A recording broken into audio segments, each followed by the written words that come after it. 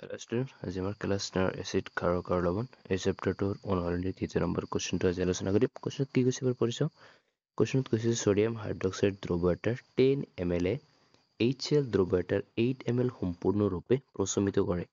যদি আমি একেটা সোডিয়াম হাইড্ৰক্সাইড দ্ৰৱৰ 20 ml লওঁ, তেন্তে এইখিনি প্ৰশমিত কৰিবলৈ লগা HCl দ্ৰৱৰ মানে আগৰ সৈতে একেটা দ্ৰৱ পৰিমাণ কিমান হ'ব এইটো মোক ক'ব লাগে। আগতে একেটা দ্ৰৱ মানে গাঢ়তা চেম বুলি কৈছে।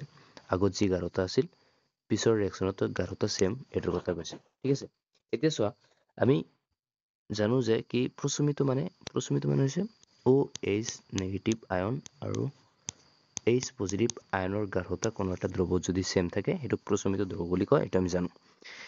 এতিয়া চোৱা কুৱেশ্যনটোত কৈছে যে সোডিয়াম হাইড্ৰক্সাইডৰ যদি আমি 10 ml 8 ml HCl কি কৰি দিওঁ, ঢালি দিওঁ, তেন্তে এই দ্ৰৱটো প্ৰশমিত হৈ যায়।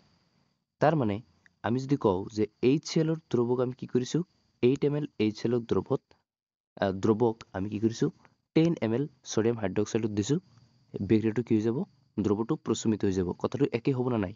ইয়াক যদি ইয়াত আমি ঢালি দিওঁ বা ইয়াক যদি আমি ইয়াত ঢালি দিওঁ, কথাটো চেম।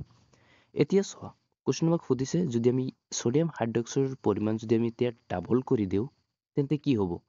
মনত ৰাখিবা, যদি ইয়াৰ পৰিমাণটো ডাবল কৰা হয় 10 ৰ পৰা 20 ml লৈ কৰি দিয়া হয়, অবভিয়াছলি ইয়াৰ পৰিমাণটো কি কৰিব লাগিব, আমাক বঢ়াই দিব লাগিব। ঠিক আছে, কাৰণ যেতিয়া আমি এই দুটাক একেলগ কৰিম, দুটা প্ৰশমিত হোৱাৰ কাৰণে তাৰ যিটো আগৰ যিটো কনচেনট্ৰেশ্যন যিটো মানে পৰিমাণ আছিল সেইটোৰ লগত খাপ খাব লাগিব।